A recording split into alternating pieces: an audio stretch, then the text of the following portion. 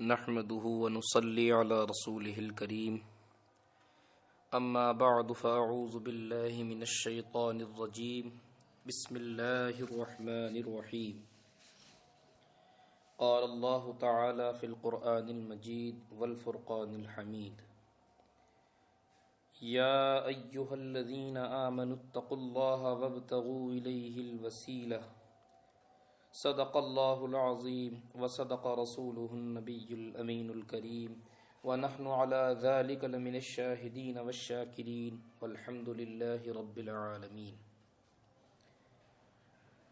محترم معزز عزیزان ملت اسلامیہ، السلام علیکم ورحمۃ اللہ وبرکاتہ۔ خطبہ مسنونہ کے بعد میں نے سورہ مائدہ کی 35ویں آیت آپ حضرات کے سامنے پڑھنے کا شرف حاصل کیا۔ اس پر گفتگو کرنے سے قبل آئیے ہم اور آپ مل کر ایک مرتبہ دونوں عالم کے تاجدار مالک و مختار حضور سید عالم محمد الرسول اللہ صلی اللہ علیہ وسلم میں درود پاک کا نذرانہ پیش کریں۔ پڑھیے اللہم صلی علی سیدنا و شفیعنا و نبینا و مولانا محمد وعلی آلہ و اصحابہ وبارک وسلم۔ اللہ تبارک و تعالی اپنے کلام مجید میں ارشاد فرما رہا ہے، اے ایمان والو، اللہ سے ڈرو اور اس کی طرف وسیلہ ڈھونڈو۔ حضرات کرام، اس آیت کے اندر وسیلے کا معنی یہ ہے کہ جس کے ذریعے اللہ تعالیٰ کا قرب حاصل ہو، یعنی اللہ تعالیٰ کی عبادات چاہے فرض ہوں یا نفل، ان کی ادائیگی کے ذریعے اللہ تعالیٰ کا قرب حاصل کرو۔ اور اگر تقویٰ سے مراد فرائض و واجبات کی ادائیگی اور حرام چیزوں کو چھوڑ دینا مراد لیا جائے، اور وسیلہ تلاش کرنے سے مطلقاً ہر وہ چیز جو اللہ تعالیٰ کے قرب کے حصول کا سبب بنے مراد لی جائے تو بھی درست ہے۔ اللہ تعالیٰ کے انبیاء اور اولیاء سے محبت، صدقات کی ادائیگی، اللہ تعالیٰ کے محبوب بندوں کی زیارت، دعا کی کثرت، رشتہ داروں سے صلہ رحمی کرنا اور بکثرت ذکر اللہ میں مشغول رہنا وغیرہ بھی اسی عموم میں شامل ہے۔ اب معنی یہ ہوا کہ ہر وہ چیز جو اللہ تعالیٰ کی بارگاہ کے قریب کر دے اسے لازم پکڑ لو، اور جو بارگاہ الہی سے دور کرے اسے چھوڑ دو۔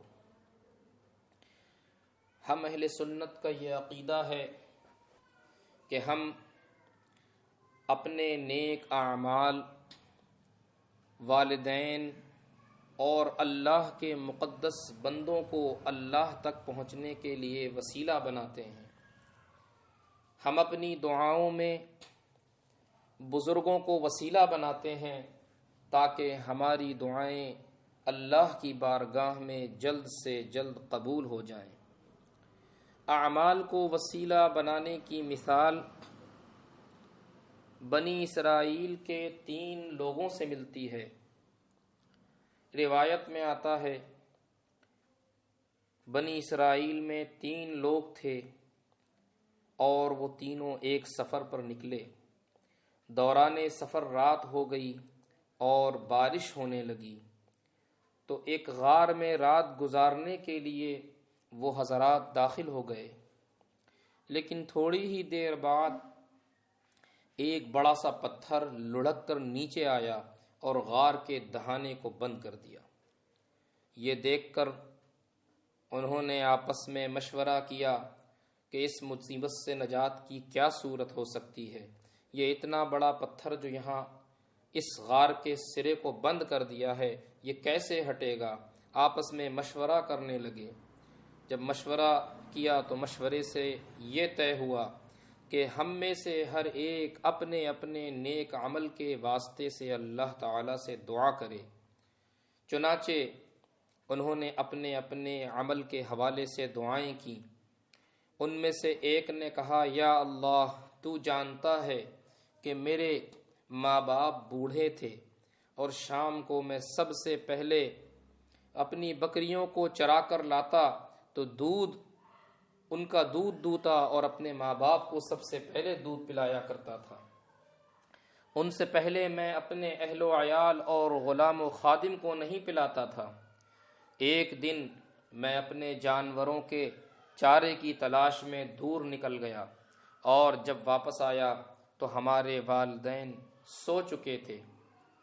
میں نے دودھ دوہا اور ان کی خدمت میں لے کر حاضر ہوا تو دیکھا کہ وہ گہری نیند میں ہیں۔ میں نے ان کو جگانا پسند نہ کیا اور ان سے قبل اپنے اہل و عیال اور غلاموں کو پلانا بھی گوارا نہ کیا۔ میں دودھ کا پیالہ ہاتھ میں پکڑے ان کے سرہانے کھڑا رہا، ان کے جاگنے کا انتظار کر رہا تھا، جبکہ بچے بھوک کے مارے میرے قدموں پر لوٹ پوٹ ہو رہے تھے، حتیٰ کہ صبح ہو گئی۔ جب وہ خود بیدار ہوئے تو میں نے انہیں ان کے شام کے حصے کا دودھ پلایا۔ انہوں نے وہ دودھ پیا۔ یا اللہ، اگر یہ کام میں نے صرف تیری رضا کے لیے کیا تھا تو تو اس چٹان کو جو غار کے منہ کو بند کیے ہوئے ہے، مولا میرے اس عمل کی برکت سے اس چٹان کو اس غار کے منہ سے ہٹا دے اور ہم سب کو اس سے نجات عطا فرمائے۔ دعا کے نتیجے میں وہ چٹان تھوڑی سی سرک گئی، لیکن باہر نکلنا ابھی ممکن نہ تھا۔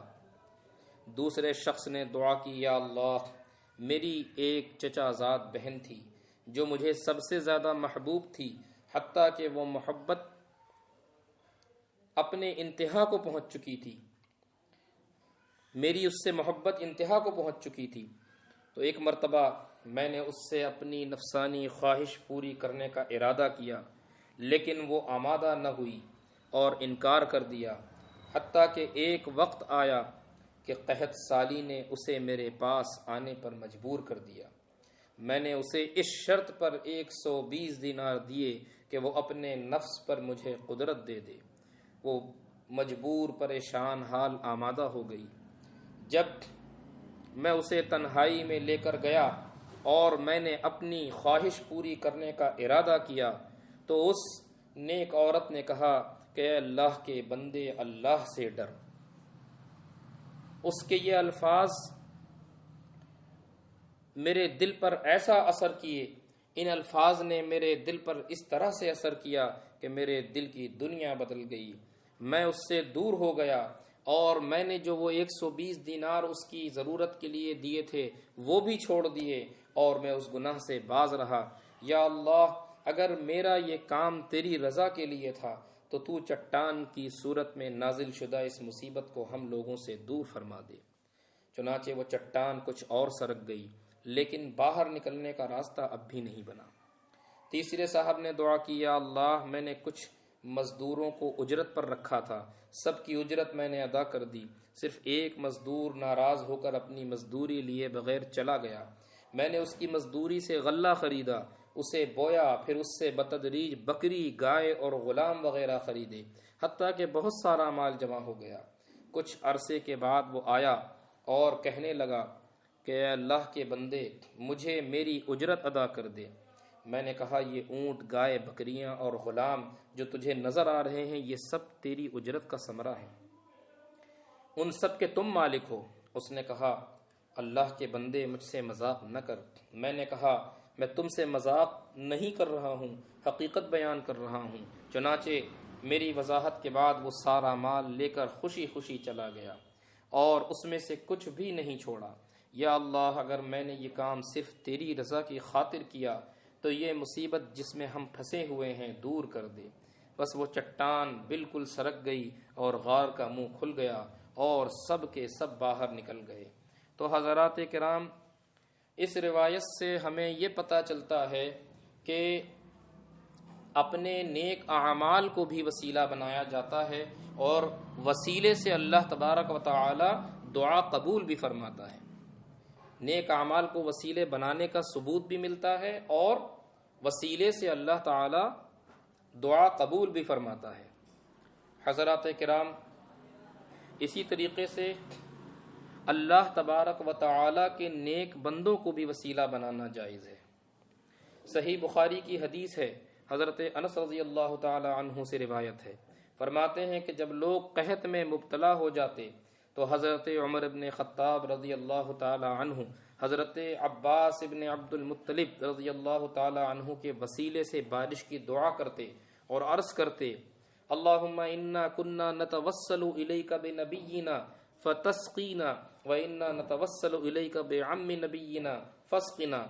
اے اللہ، ہم تیری بارگاہ میں اپنے نبی صلی اللہ علیہ وسلم کا وسیلہ پکڑا کرتے تھے تو تو ہم پر بارش برسا دیتا تھا، اور اب ہم تیری بارگاہ میں اپنے نبی صلی اللہ علیہ وسلم کے چچا جان کو وسیلہ بناتے ہیں کہ ہم پر بارش برسا، تو لوگ سیراب کیے جاتے تھے۔ حضرات کرام، حدیث پاک سے صاف طور پر یہ پتہ چلتا ہے کہ نیک لوگوں کو بھی وسیلہ بنایا جا سکتا ہے اور نیک اعمال کو بھی وسیلہ بنایا جا سکتا ہے، اور وسیلے سے مانگی ہوئی دعا اللہ تبارک و تعالی رد نہیں فرماتا بلکہ اسے قبول فرماتا ہے، لیکن شرط یہ ہے کہ آپ نیک اعمال کے ذریعے سے دعا مانگیں یا نیک بندوں کے ذریعے سے دعا مانگیں، آپ کی نیت تقرب الی اللہ ہو۔ ہر وہ چیز جو تقرب الی اللہ ہو، اللہ سے قربت حاصل کرنے کا سبب بنے، اللہ سے قربت حاصل کرنے کا ذریعہ بنے، اس کو آپ وسیلہ بنا سکتے ہیں۔ ہمارے شہر رامپور میں ایک بڑے پائے کے ولی حضرت حافظ شاہ جمال اللہ رحمۃ اللہ علیہ ہیں، تو بڑے پائے کے اور بڑے مقدس ولی ہیں۔ ان کے پاس حیدرآباد کے ایک شخص آیا کرتے تھے اور ان کی صحبت میں رہتے تھے، اور جب وہ روانہ ہوتے تھے تو حضرت حافظ شاہ جمال اللہ رحمۃ اللہ علیہ سے یہ عرض کرتے تھے کہ حضور ہمارے اوپر ہمارے لیے دعا فرمائیے گا، ہمارا خیال رکھیے گا۔ تو حضرت حافظ صاحب فرماتے تھے فَأَيْنَمَا تُوَلُّوا فَثَمَّ وَجْهُ اللَّهِ، جاؤ جہاں بھی جاؤ اللہ کی رحمت پاؤ گے، اللہ کی رحمت ہی ملے گی۔ ہر مرتبہ جب بھی وہ آتے تو وہ یہی ان سے کہتے اور حافظ صاحب کا یہی جواب ہوتا۔ ایک مرتبہ وہ حیدرآباد میں کسی بہت بڑے گناہ میں مبتلا ہونے والے تھے، کسی بڑے گناہ کبیرہ میں پڑنے والے تھے، قریب تھا کہ وہ گناہ میں مبتلا ہو جاتے کہ ایک تھپڑ ان کی پیٹھ پر آ کر پڑا، اور وہ ایسا پڑا کہ وہ اس گناہ سے باز آ گئے، وہ اس گناہ کو چھوڑ دیا۔ چنانچہ کچھ عرصے کے بعد وہ پھر رامپور حضرت حافظ شاہ جمال اللہ رحمۃ اللہ علیہ کی خدمت میں حاضر ہوئے، اور چلتے وقت انہوں نے پھر یہی جملہ کہا کہ حضور ہمارا خیال رکھیے گا۔ آپ نے پھر وہی جواب دیا کہ جاؤ جہاں جاؤ گے اللہ کی رحمت ملے گی۔ تو انہوں نے کہا کہ حضور آپ تو ہمیشہ یہی جواب دیتے ہیں اور آپ کا ہمیشہ یہی جواب ہوتا ہے، کوئی نئی بات نہیں۔ تو حضرت حافظ شاہ جمال اللہ رحمۃ اللہ علیہ نے فرمایا کہ کیا تم حیدرآباد کا وہ واقعہ بھول گئے کہ جب تم گناہ میں پڑنے والے تھے، جب تم گناہ میں مبتلا ہونے والے تھے، کیا تم اس واقعے کو بھول گئے؟ تو انہیں یاد آیا اور انہوں نے توبہ اور استغفار کی۔ تو پتہ یہ چلا کہ اللہ کے اولیاء کی صحبت اختیار کرنا، ان سے دعائیں کرانا بھی جو ہے یہ گناہوں سے بچنے کا وسیلہ بن سکتا ہے، گناہوں سے بچنے کے لیے کا بہت بڑا ذریعہ بن سکتا ہے۔ تو اللہ کے ولی کی صحبت اور ان سے دعا کا یہ اثر ہوا۔ جب یزید نے مدینہ پاک پہ چڑھائی کی اور مدینے میں اس نے خوب قتل و غارت گری کی، تو ایک صحابی حضرت سعید ابن مسیب رضی اللہ تعالی عنہ ہیں، یہ مدینہ شریف میں مسجد نبوی کے اندر منبر شریف کے پیچھے یا مسجد نبوی میں کسی جگہ چھپ گئے، اور وہ فرماتے ہیں کہ یزید نے اس قدر زور کا حملہ کیا اور مدینے میں اس قدر چڑھائی کی کہ نمازوں کے اوقات بھی پتہ نہ چلتے تھے، یہ بھی نہیں پتہ چلتا تھا کہ کب مغرب کا وقت ہو رہا ہے، کب عصر کا وقت ہو رہا ہے، کب عشاء کا وقت ہو رہا ہے۔ فرماتے ہیں کہ اس وقت روضہ انور سے آذان کی آواز آتی تھی، تو جب وہ آذان کی آواز آتی تھی میں سمجھ جاتا تھا کہ اس وقت عصر کا وقت ہے۔ جب آذان کی آواز آتی تھی میں سمجھ جاتا تھا کہ مغرب کا وقت ہو گیا ہے، اب عشاء کا وقت ہو گیا ہے، اور اسی کے مطابق میں نماز ادا کر لیا کرتا تھا۔ تو یہاں پر اللہ کے رسول صلی اللہ علیہ وسلم کی قبر انور نماز کی ادائیگی کے لیے وسیلہ بنی، نماز کی ادائیگی کا سبب بنی۔ تو اللہ کے رسول صلی اللہ علیہ وسلم کی حیات طیبہ میں بھی آپ کو وسیلہ بنایا جا سکتا ہے، آپ کے پردہ فرمانے کے بعد بھی آپ کو وسیلہ بنایا جا سکتا ہے، اور آپ کے پردہ فرمانے کے بعد آپ کی ذات اقدس کو وسیلہ بنانا حضرت عائشہ صدیقہ رضی اللہ تعالی عنہ کی حدیث سے ثابت ہے کہ جب مدینے میں سخت قحط پڑ گیا، انتہائی سوکھا تھا، اور صحابہ کرام حضرت ام المومنین عائشہ صدیقہ رضی اللہ تعالی عنہ کی خدمت میں حاضر ہوئے اور عرض کی کہ اے ام المومنین، بارش نہیں ہو رہی ہے، سخت قحط سالی ہے، مخلوق پریشان ہے۔ تو حضرت ام المومنین عائشہ صدیقہ رضی اللہ عنہا نے فرمایا کہ رسول اکرم صلی اللہ علیہ وسلم کے روضے میں غور کرو اور اس میں ایک طاق بنا دو، اور وہ طاق ایسا بناؤ کہ آسمان اس طاق کے ذریعے سے قبر انور پہ نظر آتا ہو۔ چنانچہ صحابہ کرام نے جب وہ طاق بنایا تو اس طاق کی برکت سے اللہ نے اس قدر بارش عطا فرمائی، اس قدر بارش عطا فرمائی کہ روایتوں میں آتا ہے کہ باغ سرسبز و شاداب ہو گئے، کھیتیاں لہلہاں اٹھیں، اونٹ اس زمانے میں جو سب سے زیادہ بڑا ساز و سامان اور مال سمجھا جاتا تھا وہ اونٹ ہوا کرتے تھے، گھوڑے ہوا کرتے تھے۔ تو فرماتے ہیں کہ اونٹ خوب موٹے ہو گئے اور اتنی چربی ان کے اندر نظر آنے لگی کہ قریب تھا کہ چربی سے ان کا جسم پھٹ جائے۔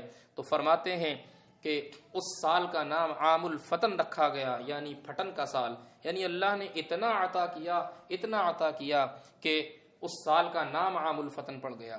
تو حضرات کرام، یہ کچھ روایتیں تھیں جو اس آیت کریمہ یا ایھا الذین آمنوا اتقوا اللہ وابتغوا الیہ الوسیلہ کی روشنی میں نے آپ حضرات کے سامنے پیش کی، اور اس سے یہ صاف طور پر ثابت ہوتا ہے کہ اللہ کے رسول اور اپنے نیک اعمال اور اللہ کے مقدس بندوں کو کسی بھی دعا کے لیے وسیلہ بنانا نہ صرف جائز ہے بلکہ یہ اپنی دعا کی قبولیت کا بہت بڑا سبب بھی ہے، دعا کی قبولیت کی ضمانت بھی ہے۔ اللہ تبارک و تعالی مجھے اور آپ کو عمل خیر کی توفیق عطا فرمائے۔ وما علینا الا البلاغ۔ السلام علیکم ورحمۃ اللہ وبرکاتہ۔